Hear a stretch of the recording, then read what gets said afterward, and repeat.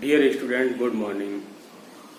पिछले वीडियो में हमने आपको गोली दर्पण से संबंधित कुछ परिभाषाओं के बारे में बताया था। आज उसी से आगे का टॉपिक हम स्टार्ट करेंगे, यानी कि गोली दर्पण की वक्रता त्रिज्या तथा फोकस दूरी में संबंध। देखते हैं किस तरीके से होगा। गोली दर्पण की वक्रता त्रिज्या तथा फोकस दूरी में संबंध। तो इसमें सबसे पहले आप अवतल दर्पण के लिए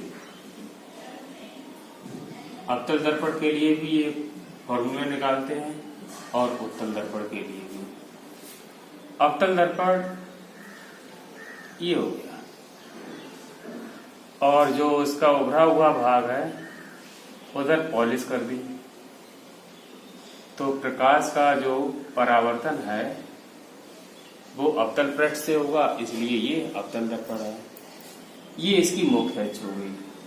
मुख्य अक्ष के समांतर चलने वाली प्रकाश की किरण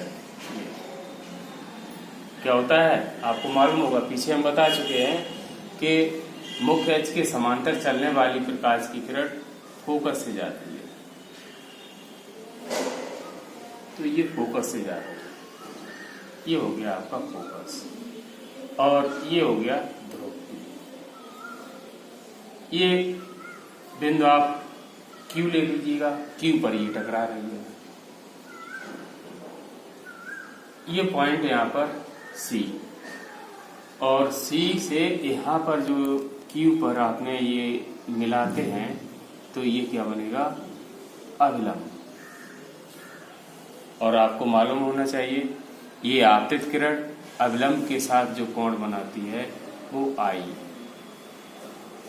और ये परावर्तित किरण, और परावर्तित किरण अभिलंब के साथ जो कोण बनाती है वो R, angle of reflection. C ये वक्रता केंद्र है। वक्रता केंद्र और ध्रुव के बीच की दूरी हमने बताई थी पिछले वीडियो में। इसे हम बोलते हैं वक्रता त्रिज्या R। और इसी तरीके से फोकस और ध्रुव के बीच की दूरी ये है।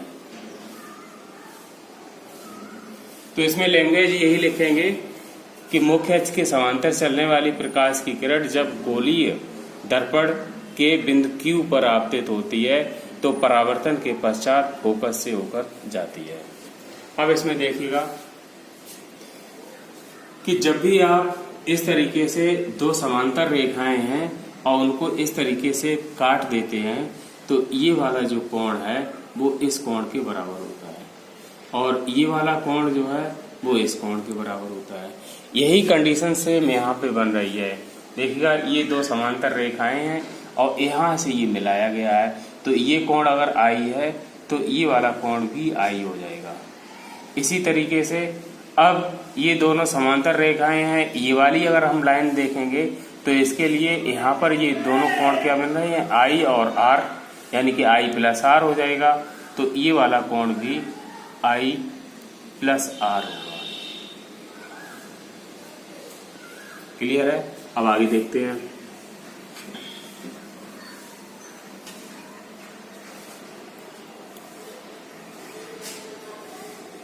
त्रिभुज CPQ में एक फॉर्मूला होता है, उसको पहले आप समझ लीजिएगा। कोण बराबर चाप बटे त्रिज्या। अब इसमें कोण कितना है, ये I, चाप कितना है, ये वाला चाप होगा PQ, और त्रिज्या से मतलब ये त्रिज्या होगी C से P तक का CP। तो इसको आप ऐसे भी लिख सकते हैं, I equal to PQ upon CP। CP की वैल्यू क्या है, R, कैपिटल R। इसे इक्वेशन दे दीजिएगा फर्स्ट। आगे देखते हैं। त्रिभुज एफ पी क्यू में, एफ पी क्यू में, एफ पी क्यू, इसमें देखिएगा कोण कितना है, आई प्लस आर, ये कोण है। कोण बराबर चाप बटे त्रिज्या, चाप क्या हो जाएगा आपका पी क्यू और त्रिज्या हो जाएगा एफ पी, और एफ से पी तक की दूरी हमने क्या लिया है, फोकस दूरी एफ, तो इसको ऐसे भी। और दूसरी एक चीज देख लीजिएगा, एफ पी तो ये तो स्मॉल एफ हो जाएगा फोकस दूरी, और आपको मालूम होना चाहिए कि आर इक्वल टू क्या होता है, आई। प्रकाश के परावर्तन का जो नियम है वो क्या था कि आपतन कोण परावर्तन कोण के बराबर होता है। तो यहाँ आर की जगह जब आई रख देंगे तो आई और प्लस आई ये हो जाएगा 2i equal to P Q, और एफ पी की वैल्यू क्या है, स्मॉल एफ। इस समीकरण से I की वैल्यू रख दीजिएगा। समीकरण 1 से I का मान रखने पर रख दो यहां पर, तो 2I की वैल्यू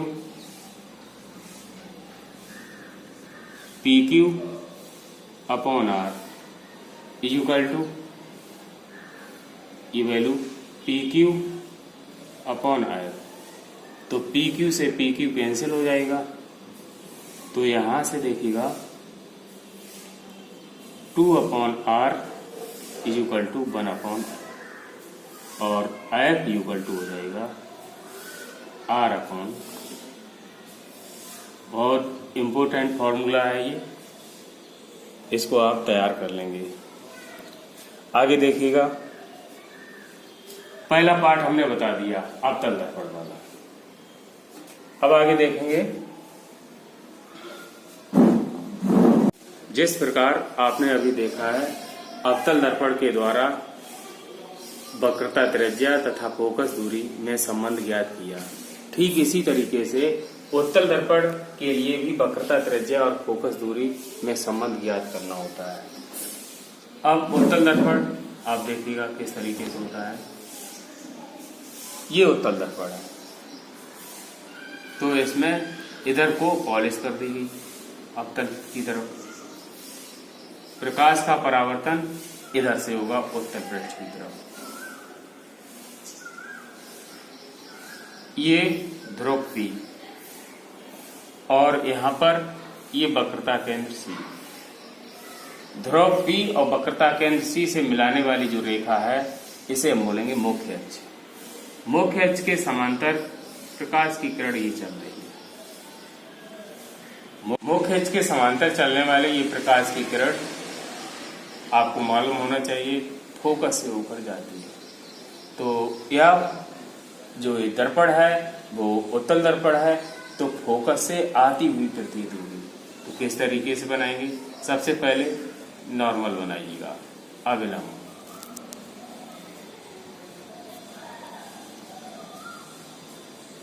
ये अविलंब बन गया। जितने ये कोण आपतन कोण होगा आई, अविलंब और आपतित किरण के बीच, इतना ही कोण बनाते हुए ये प्रकाश की किरण वापस चली जाएगी, ये जा रही है वापस, और ये परावर्तित किरण है, तो ये वाला जो कोण होगा वो आर होगा। अब इसको पीछे मिलाइएगा।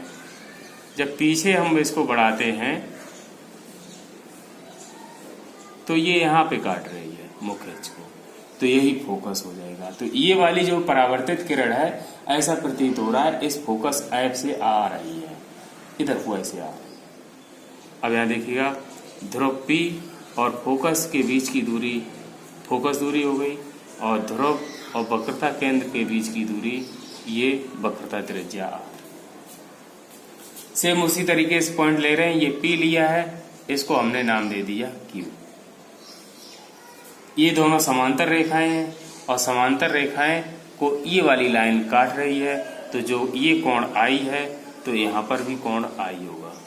इसी तरीके से ये लाइन भी काट रही है, तो यहाँ पर जो कोण बन रहा है वो टोटल कोण हो जाएगा I प्लस R, तो ये वाला कोण भी हो जाएगा आपका I प्लस R। आगे देखिएगा सेम, कोण बराबर चाप बटे त्रिज्या। त्रिभुज सी पी क्यू में कोण कितना है I। चाप ये कोण I हो गया, चाप ये पी क्यू बटे त्रिज्या यानी कि P से C तक, PC। तो I इक्वल टू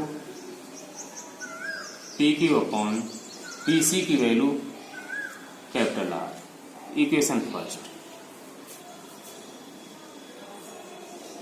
त्रिभुज अब कौन सा लेंगे आप, FPQ। FPQ में कोण यहां पर कितना बन रहा है I प्लस R।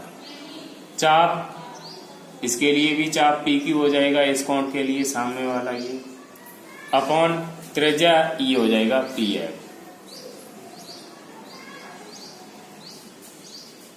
किंतु ये आपको मालूम है R बराबर I होता है, यानी कि परावर्तन कोण का मान आपतन कोण के बराबर होता है। तथा ये भी मालूम है कि PF जो है वो फोकस दूरी, और फोकस दूरी को F से प्रदर्शित करती है। ये वैल्यू यहाँ पर रख देंगे, तो ये 2I I प्लस R की वैल्यू रख दी I, तो I plus I 2I is equal to PQ, और PF की वैल्यू ये रख दीजिएगा F। अब इस I का मान यहाँ पे रख दीजिएगा, यानी कि समीकरण 1 से I का मान रखने पर, तो 2I की value PQ upon R is equal to PQ upon F। तो PQ से PQ कैंसिल हो जाएगा ये, तो यहां से 2 upon R is equal to 1 upon F, और F इक्वल टू हो जाएगा R अपॉन 2। इन्वर्स कर दिया, उल्टा कर दिया। आज के वीडियो के लिए इतना ही। अगले चैप्टर में, अगले वीडियो में इससे आगे का टॉपिक बताएंगे। ठीक है, धन्यवाद।